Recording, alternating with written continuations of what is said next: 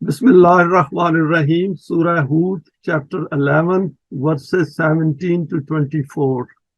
Eimaan and Amal Saleh lead to success. These are the references, and this is our contact in case there is any query or question regarding this presentation. Recap verses 9 to 16. If you remember, we covered these last Sunday. At a basic level, without the benefit of the guidance of the Quran, man behaves impulsively and becomes hopeless when the conveniences of life are snatched away due to the man-devised unjust systems in the world. Similarly, those who have acquired conveniences start to boast about their successes rather than examine the wrong system in the world. We covered this aspect in some detail, that human beings become hopeless very quickly. But Quran says not those who follow the values of the Quran, because they understand that what is happening in the world. And if we are forewarned and if we already know that this is how the system functions, then we can figure it out that what is the cause behind any failure. The Quran notes an exception to the above state when it declares that those who follow its value system acquire such a self which remains steadfast, and they continue to carry out Saleh deeds with a view to acquire protection and for those results which lead to a better world. They understand the principle of Eimaan plus Saleh deeds as the key in self-development. There is nothing in the Quran which we should hold back from sharing, even if people feel discomfited and ill at ease from hearing it. This is an important point to understand, that at times Quran has drawn our attention to the consequences of our wrong deeds. And people do feel uncomfortable when Quran says that they will burn in fire. But the issue before us is to make them understand that this fire is kindled through our own hands. It is not something imposed on us. It's not external to us. This is the issues of our own self when it follows the wrong path. The Quran uses this message as a criterion to judge the response of everyone, as it is based on knowledge from Allah. Here it invites us to become Muslim by submitting to its guidance completely. And that is an important point for all of us, that whatever we are studying and understanding from the Quran, we should continuously evaluate that what is in it for us, what is my role in it, how can I get better and better. It then warns us regarding the functioning of the law of requital and everyone being accountable for what they do in this life. It refers to those who thought they were doing a lot of good in the world, but as these did not meet the Quranic criterion, hence their efforts go to waste as far as the life of the hereafter is concerned. Because we can get the benefits of this physical life, that is not a problem, because we conform to the man-made systems. But issue over here is about ourselves, which is non-physical. So we have to develop that kind of understanding where we see the impact of our own deeds, our own thoughts on our own self. Let us go to the first verse, 11:17. History does help to reflect. أَفَمَنْ كَانَ عَلَى بَيِّنَاتٍ مِّن رَبِّهِ وَيَتْلُوهُ شَاهِدٌ مِّنْهُ وَمِنْ قَبْلِهِ كِتَابُ مُوسَى إِمَامًا وَرَحْمَةً أُولَٰئِكَ يُؤْمِنُونَ بِهِ وَمَن يَكْفُرْ بِهِ مِنَ الْأَحْزَابِ فَالنَّارُ مَوْعِدُهُ فَلَا تَكُ فِي مِرْيَةٍ مِّنْهُ إِنَّهُ الْحَقُّ مِن رَبِّكَ وَلَكِنَّ أَكْثَرَ النَّاسِ لَا يُؤْمِنُونَ.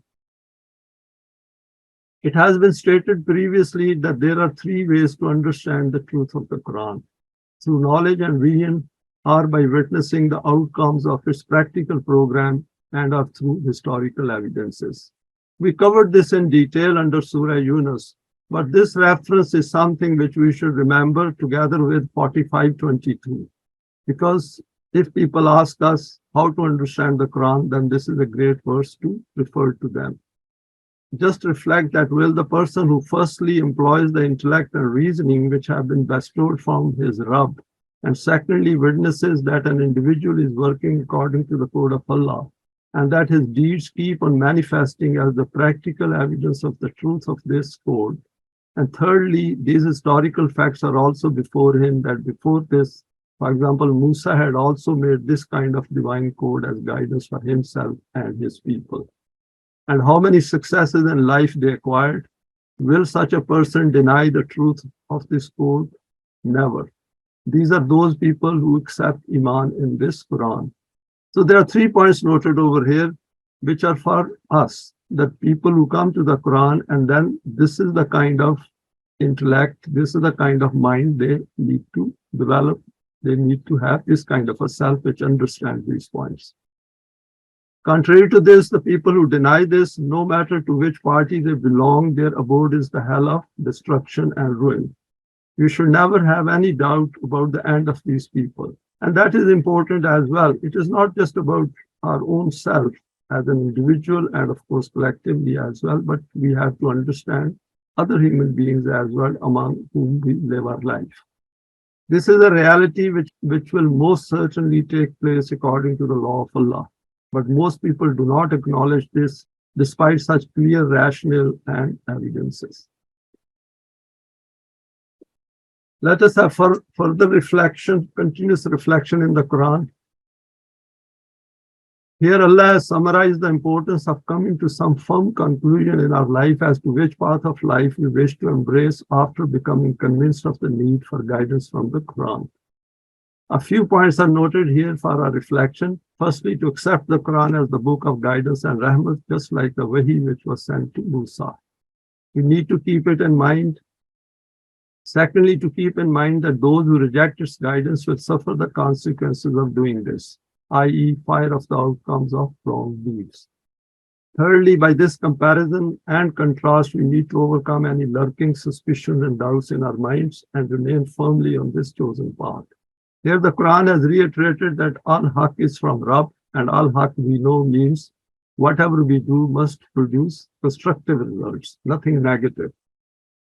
Meaning that the system of rububiyyat can only emerge through this guidance. So appearance of this divine attribute of Rabb, we should look at it that what exactly is being said over here about the system of rububiyyat or the means of sustenance in the world. Since the Quranic guidance is from Rabb, hence this divine attribute is the one on which we should remain focused. Finally, the verse concludes by cautioning us that the path of the overwhelming majority should never pull us away from the path of the Quran. And this is a difficult part, because if we do not remind ourselves frequently, and if we, for example, do not come together frequently, and that is part of the reason that we try to meet up on every Sunday, then we forget, because we are living in a non-deen society, and in a non-deen society, these things do affect ourselves. We have witnessed that the Quran continuously draws our attention to the issues of the man-device systems and the thoughts which can possibly cause a distraction and may we cannot resolve. Because if system of deen was there, and even if the whole world was not following deen, but there was deen in some part of on the planet, then things would have been easier because there is a model to serve as a reminder for us. But now in the absence of that, our task is really uphill and very challenging. Next verse 11-18, rejecting the Quran leads to remaining away from the prosperities of life. وَمَنْ أَظْلَمُ مِمَّنْ افْتَرَى عَلَى اللَّهِ كَاذِبًا أُولَٰئِكَ يُعْرَضُونَ عَلَىٰ رَبِّهِمْ وَيَقُولُ الْأَشْهَادُ هَٰؤُلَاءِ الَّذِينَ كَذَبُوا عَلَىٰ رَبِّهِمْ أَلَا لَعْنَةُ اللَّهِ عَلَى الظَّالِمِينَ. The religious leaders of Jews and Christians state that since the commands of the Quran are against the Shariat, hence it cannot be from Allah. Whereas it is a fact that what they call the Shariat of Allah is their own self-invented Shariat, and they relate it to Allah. Hence, just reflect that. Who can be more unjust than the individual who invents things from his own mind and then present these as the deen of Allah? These are the very people who will be presented in the court of Allah, and those who are giving evidence will certify this fact that they had in reality invented a lie against their Rabb. Remember, these kinds of unjust people remain absolutely deprived of the rahmat of Allah. Some further reflections. The Quran invites us to treat its guidance very seriously and to accept it by utilizing both our intellect and emotions. For example, we may recognize its contents to be intellectually very stimulating and accept that it is not a product of the human thought process. But we may decide that I do not wish to bring my own conduct and behavior in line with its teaching. And this is an observed phenomenon. We witness this in the world that people do come to the Quran. For example, there are numerous videos on YouTube where people keep praising one aspect of the Quran or another. And this includes non-Muslims as well. But they do not come to the Quran. And that is the point which we need to keep in mind. Or it may never cross our mind that we need guidance in this world and we remain quite content with the way our life is being lived. We see such examples all across the world. Because human beings think that they are going to be in this life forever. And this is actually a state of ourself where man thinks that he's not going to die because we always feel very young, even in our old age. And the reason is because it is related to our self. Here the Quran has cautioned those who wish to work towards the system of deen and are striving hard to acquire a self which is based on Eimaan and Saleh deeds, to observe carefully the domain of the religious clergy and its techniques of exploiting the Quranic teachings. Inventing a lie against Allah can take various forms, for example, giving selective meanings to the verses.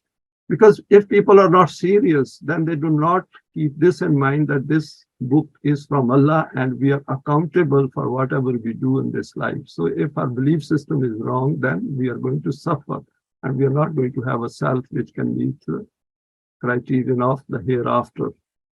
They quote verses out of context. The whole literature of Hadith is an invention to mislead the masses, intermixing the Quran with Hadith, declaring some verses as being cancelled, wrong interpretations which are not in line with the context of Deen.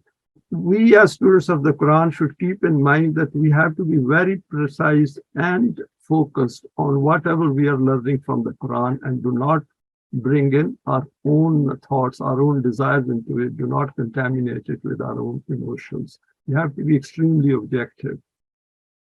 Continuing, the students of the Quran need to apprise themselves with the psyche operating behind this kind of behavior, because only then can verses like this help to understand the world of religions.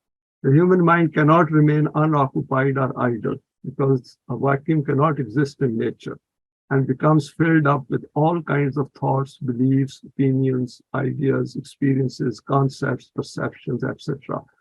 We have seen that in the physical world, wherever there is a vacuum, the winds come in and as a result fill up the gap.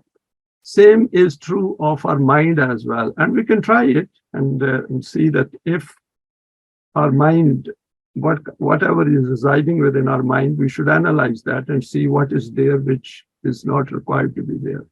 The treatment for this is proffered by the Quran. There is no ilah but Allah. And this is what it means, that there is no ilah, there is no other God, and we should not have that. And our model should be Allah in relation to the concept given in the Quran. Eimaan means that our mind is occupied by that concept of Allah which is explained in the Quran. If this concept is not there in precise terms, then we will have a contaminated mind. The more the contamination which occupies our mind, the more of a non-serious life we will live. So that is the point which Quran is making, that whatever is in your mind, you should develop that kind of higher consciousness where you should be aware of it.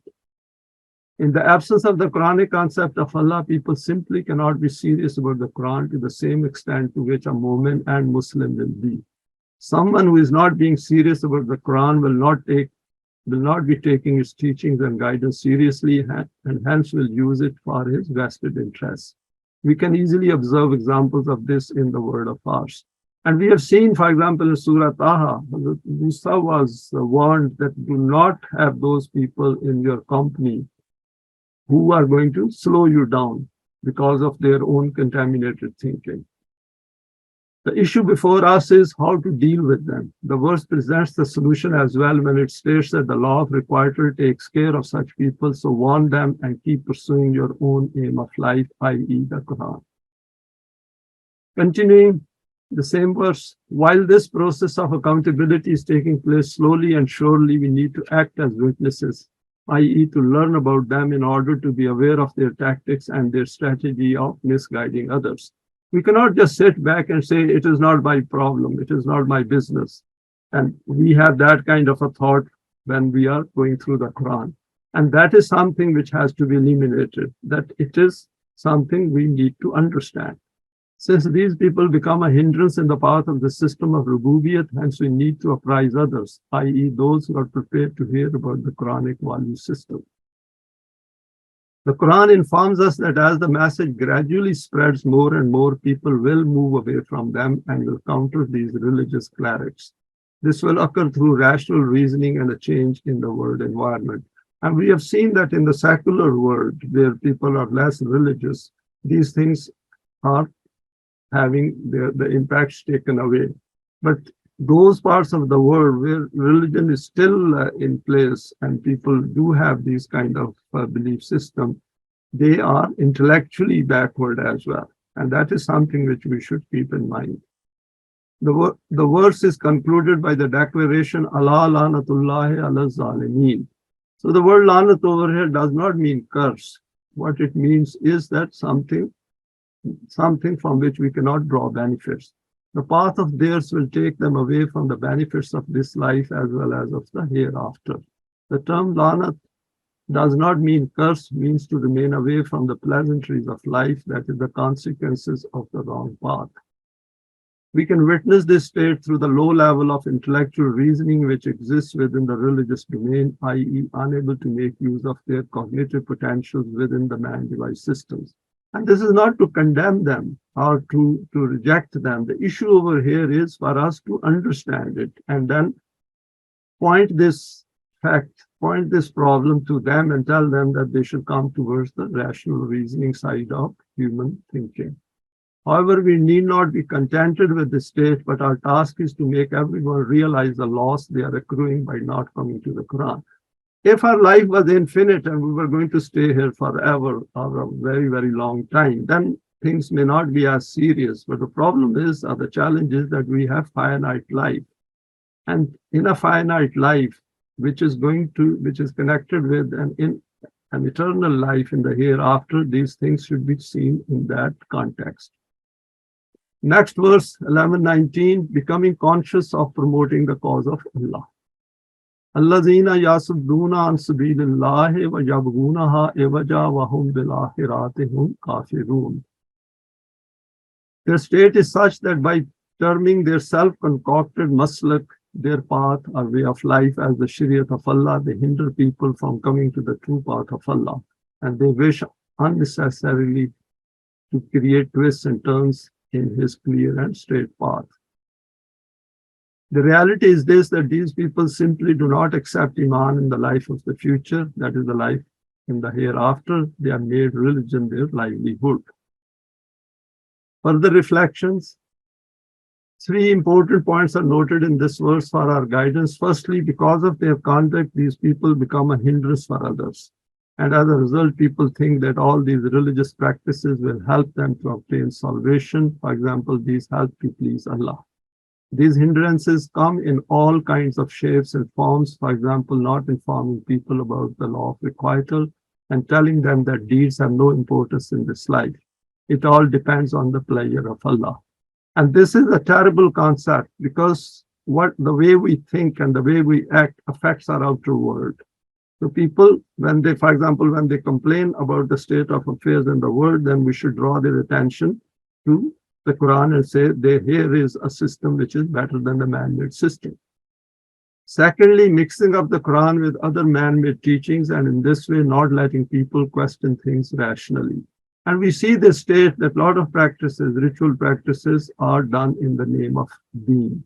And the situation is not terribly different in other religions as well. Here in the verse, the word used is وَيَبْغُونَهَا إِوَجًا, by creating such twists that people do not pay attention to the problems of life and remain lost in rituals, convinced that this is the aim of life. Iwaja over here means the Quran declares that there are no twists and crookedness in its guidance. That is, Quran is a simple, straightforward message. And if we do not bring in our own desires and emotions into it, then it makes itself very perspicuous. It is simple and straightforward for those who are looking for it. Those who are not will find all kinds of doubts, contradictions, and issues with it. Thirdly, it tells us that such people in reality do not think that human life continues beyond physical death. And that is the crux of the issue, that human beings do not pause and reflect and think very seriously about the possibility that at some point they have to leave this life. And, and there is a life which is going to continue beyond this death at a self level. The people who display this kind of outlook and conduct deny the existence of the hereafter, which essentially means that they do not consider their own accountability. We can easily figure out this aspect from various religious beliefs prevalent throughout all religions of the world. These beliefs are the very reason which prevents people from coming to the Quran even after knowing about it. And it's quite amazing that how people hold on to those beliefs which are visibly wrong. It is not that need some kind of an evidence to prove them wrong, but they are holding on to such beliefs which are very clearly wrong, but they still prefer to hold on to those beliefs. It simply does not cross their minds that they have a self and that it is becoming accountable as per the law of requital while they keep advancing in age in this life. This aspect is important to understand, and we can easily use it as a criterion to find out the outlook of others and whether they have any interest in the Quran and the issue of the life in the hereafter. We may say, should we be judging others as well as our own selves? And we come across this kind of question that we should not judge others. This is somehow a Christian belief, but that is wrong. It is simply not possible that we do not hold others responsible or accountable. That is how even the man-made system, the whole judicial system works on that. We have seen through our study that through the functioning of the law of requital, each human being is being judged on a continuous basis. Hence, it is important to become conscious of this fact and also to make others aware of it. Becoming conscious of own accountability contributes to our own eminence. Because this accountability actually helps us to develop ourselves, to become more aware of what we do in this world. Next verse 11:20, Allah's laws cannot be made ineffective. أولئك لم يكونوا معجزين في الأرض وما كان لهم من دون الله من أولياء يضاعف لهم العذاب ما كانوا يستطيعون السمع وما كانوا يبصرون. But these people cannot escape anywhere from the law of requital of Allah, nor can there be any helper for them other than the law of Allah. The degree to which their rebelliousness is increasing in the same proportion, there is an increase taking place in their punishment. This is because they have created such a condition due to their stubbornness and arrogance that they neither retain the tolerance to listen to the matter of haqq, nor do they utilize their intellect and reasoning. Come to terms with the laws of Allah. Some more reflection on this verse. Firstly, it is reiterated that Allah's laws are very precise and strict and cannot be prevented from operating in the world. These people who are living life under a temporary time of respite, thinking that they can do whatever they like, are totally wrong. No one can frustrate the law of requital and other laws of Allah. Secondly, when human beings decide to go against the laws of Allah, they lose all protection, being less conscious. And that is the point. Over here, I put protection under inverted commas. The whole issue is to be aware of what we are doing in this life, and which is even under man-made system, which gives us more protection on what is of higher risk, and are at the mercy of the wrong outcomes of their deeds. Ultimately, the effects of their deeds catch up with them, or all their efforts in the life of this world go to waste. Reference to the doubling of punishment may mean that firstly, they do not get all the potential benefits which they could have achieved by following the path of the Quran. Secondly, the loss of the hereafter is a total loss for eternity, as they will not have that self which meets the criterion of the next life. Thirdly, by not taking life seriously, they lose the ability to hear and see, which means they are unable to visualize that important part of our existence where we benefit from the light of Wahi. And we have seen that through these efforts of coming together and going through various verses in detail, that how much benefit we are getting cognitively at our thinking level, how much we are benefiting in terms of our outlook. Now, next, I've covered two verses 11, 21, and 22, reminding about the true human laws. أولئك الذين خسروا أنفسهم وضل عنهم ما كانوا يفترون لا جرم أنهم في الآخرات هم الأخسرون. By following this path of theirs, these people are not causing a loss to anyone else. They are only causing harm to their own selves. All their trickeries will go to waste. They do obtain some worldly benefits from this, but it is a fact that they will be the ones who will suffer the maximum loss in the hereafter. Their future will be severely ruined. Further reflection on these two verses, we have seen that the Quran brings in the human self frequently as an addressee, so as to not let our focus drift away from our own ability to make choices in this life. And why does Quran do it? Because Allah has recognized the way we are designed or the way we are created. We have a tendency to forget, and we forget very quickly. And Quran has quoted in various parts where the Quran says, Allah says that human beings are very forgetful. And then it says, not those who have Eimaan and Saleh deeds. Because by coming to the Quran, we keep reminding ourselves about the higher purpose of our life and our lofty aim. Throughout, the Quran keeps drawing our attention to the fact of human accountability and also points out some salient aspects of the human psyche. So we shouldn't be scared of it or fearful of it, that this is some kind of a burden. No, the whole point is that at this stage, particularly when the system of being does not exist, Quran is the one which is actually teaching us directly. And if we use the Quran the way it is asking us to use it and go through it, then we are essentially developing our own self. And that is what we are doing through these presentations. Here it states that أولئك الذين خسروا أنفسهم, those people who lose their own selves, need to know that this life of theirs is a one-way street. Our attention is drawn to the importance of human creation and existence, and we are being asked to pass the message on to others after fully comprehending it. And furthermore, this ability needs to become part of our intellectual makeup. The next point is about the aspect of self-realization, where we look at the consequences of wasting our valuable time by selecting the wrong path of life. And we can see even in mad-wave system, if we get onto the wrong train, it is not going to take us to our destination. It will take us to a different destination. And if it is true in the physical world, why shouldn't it be true in our cognitive world? Here the Quran guides us by instructing us to not invent those things which do not get support from the Quran. Otherwise, we will get onto the wrong path, and this will result in disappointments and regrets. وَضَلَّ عَنْهُمْ مَا كَانُوا يَفْتَرُونَ. What they invented left them in the lurch. So a lot of people, what they do is not only that they follow the wrong path, but on that path, they keep doing more wrongs. Continuing. In the next verse, the Quran has declared affirmatively that there is no doubt in this, that the result of following wrong paths leads to undeveloped selves, i.e. those selves which fail to meet the criteria laid down by Allah. And this criteria is outside the reach of the human hands and minds. So that is the point we should keep in mind, that Allah's criteria is, in terms of permanent values, his laws, and it lies outside the reach of human hands.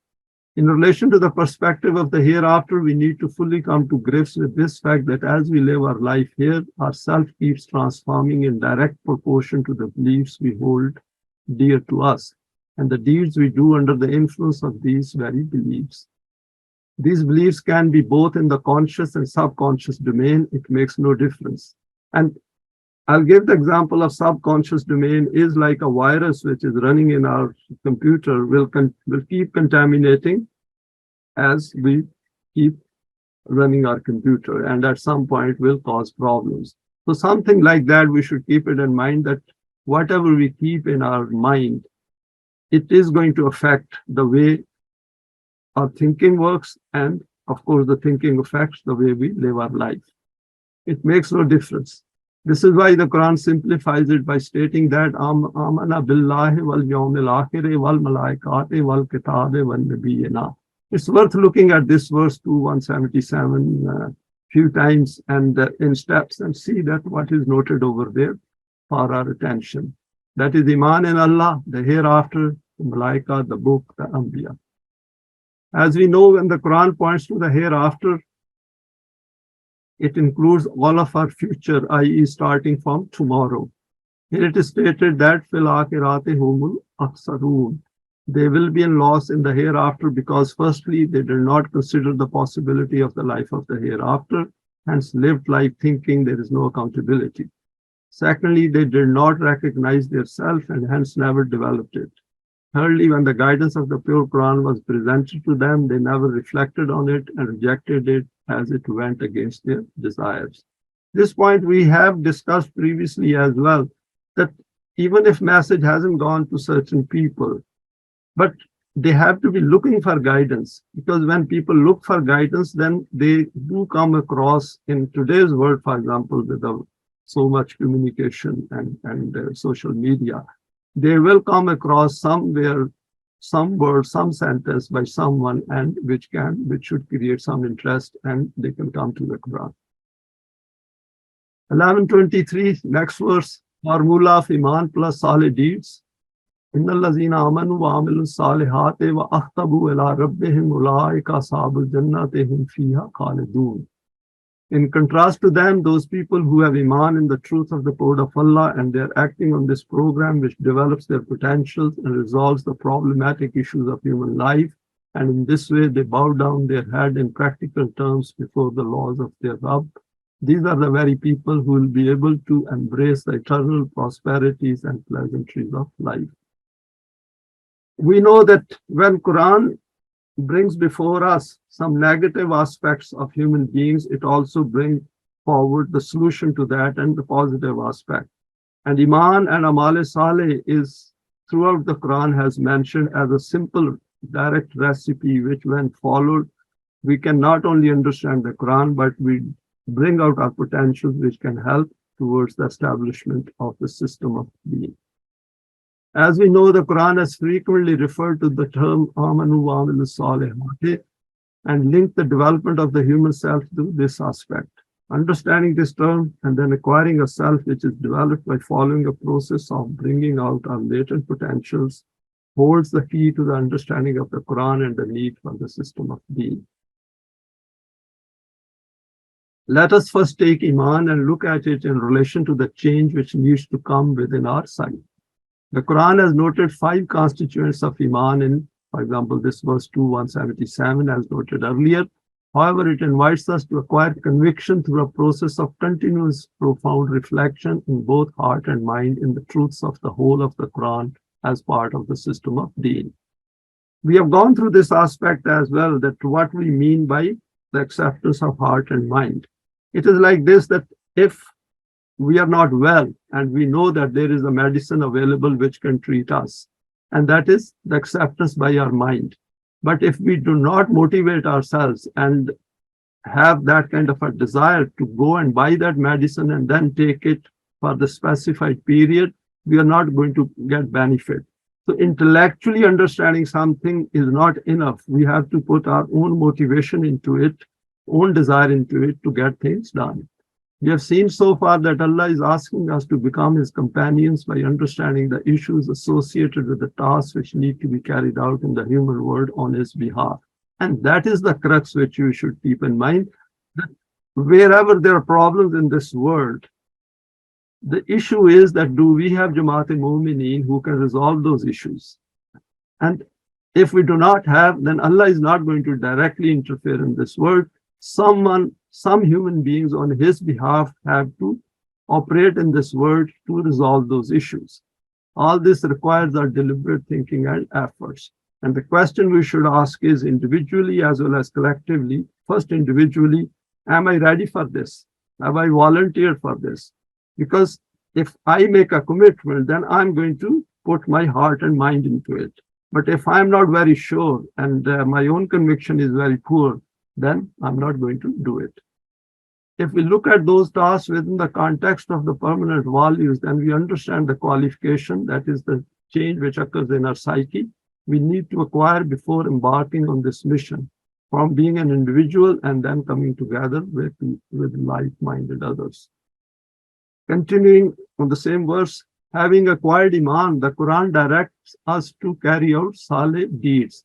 That Iman means that full conviction that I wish to understand the Quran and I wish to bring my life in line with this, and I'm going to enjoy it as well with pleasure, because it's not an ordinary companionship. I'm volunteering to become the companion of Allah, as a junior companion to carry out all those responsibilities in this world. So that commitment has to be there, and that commitment cannot take place unless we are fully convinced with our heart and mind. Having acquired Iman, the Quran directs us to carry out Saleh deeds so that we acquire those characteristics which help to acquire that self which is enabled to understand the system of Deen in its finer details, and then leads towards this objective willingly. On this path, it guides us by stating there is no compulsion in this striving and calls it Sirat-e-Mustaqim. And Saleh deeds are actually an evidence, a proof that our conviction, that is through Iman, is firmly in place. Since the aim of the Quran is to relieve mankind from all the chaos and conflicts of the man-devised systems, hence during the period when Deen is not yet established, it is inviting us to carry out all those deeds which help us to bring out our latent potentials through which we will turn ourselves into a model of muttaqi. And that is another important point, is that we have latent potentials. We have countless latent potentials, and those latent potentials we can only bring out after we start doing Saleh deeds, because Saleh means that our abilities come out. And a lot of those abilities, we are not even aware of them. It is Quran which helps us to understand those and point towards those abilities. The deeds, for example, helping others, should not be carried out mechanically, but with a view to understanding the causes behind poverty, deprivation, slavery, injustice, tyranny, illiteracy, subjugation in the world. And when I say mechanically, means, for example, if we are helping others with a view to get a salvation as kind of a swab in the hereafter, that is a mechanical good deed. That will not develop ourselves. The Quranic Saleh deed is the one which helps us to understand that why this poverty is there in the first place. Who is causing that poverty? How can we relieve mankind from that kind of poverty? Why can't their needs be met? And I'll cover this aspect in some later presentation. It also means overcoming all those weaknesses which the Quran has noted within human psyche of those who do not possess Iman. For this, the Quran has asked us to figure out a detailed program of education, training, and self-development. Continuing further, in relation to وَأَخْبَتُوا إِلَىٰ رَبِّهِمْ, submitting to their Rabb, i.e. getting the maximum from the divine attribute of a Rabb, that is Rububiyyat, that is the Quranic system of sustenance, and this draws our focus to the system of Rububiyyat. We need to understand and then manifest this attribute through Saleh deeds. The next part of the verse takes us to the outcome of following this instruction of Allah and Rabb. Next comes the term Ulaika Ashabul Jannat. These mu'mineen will acquire ownership of Jannat. In other words, there are two aspects to be noted here. Firstly, in this worldly life, this will lead to establishing the system of Deen with all its benefits. Secondly, since by following this path we acquire a developed self, hence existence at that level becomes an evidence of this fact that it is for eternity. Hum fiha khalidun, live there for eternity. And I made a note here in relation to the hereafter, Jannat will be taken as a metaphor because it's non-physical. It is more related to the state of ourself. In relation to the development of the self, we need to continuously remind ourselves that whatever a self acquires as part of its qualification, no one can take it away as it defines our consciousness. For example, when we acquire a qualification, for example, even in man-made system, when we acquire a qualification, the education and training becomes part of our memory and our consciousness is fully aware of it. This becomes part of our sense of being and we cannot pass it on to anyone else. For example, whatever knowledge we are gaining through the teachings of the Quran, this becomes part of ourself and we cannot pass it on to others. We can tell others and it is their choice whether to accept it or not or make their own effort to understand it. So that is something which we should keep it in mind, that self becomes whatever efforts and experiences it gains as it lives its life. Last verse for this presentation, 1124, comparing and contrasting in our life. Matalul frikaine kal ama wal asamne wal basire was samiye al yastaviyane matalan afala tazakkarun. The simile of these two groups is like one who is blind and deaf and the other seeing and hearing. Can the states of both these be equal? Even after this, do you not think and reflect as to which will be the correct path of life? Further reflections on this verse.